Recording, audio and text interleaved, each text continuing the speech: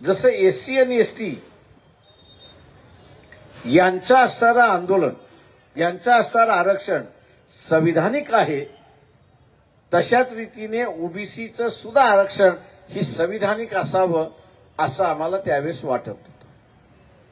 आणि ते करायचं असेल तर ओबीसीची सूची ही घटनेचा अंतर्भाग त्या ठिकाणी झाला पाहिजे, घटनेमध्ये समावेश झाली पाहिजे. आणि म्हणून त्यावेळेसचे जे दोन महत्वाचे पक्ष होते, एक भारतीय जनता पक्ष आणि दुसरा काँग्रेस, यांच्याशी बोलण्यासाठी दोन समित्या स्थापन करण्यात आल्या. दोन समित्या स्थापन करण्यात आल्या.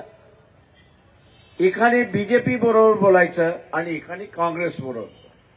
काँग्रेस बरोबर बोलणाऱ्याच्या समितीमध्ये मी पण.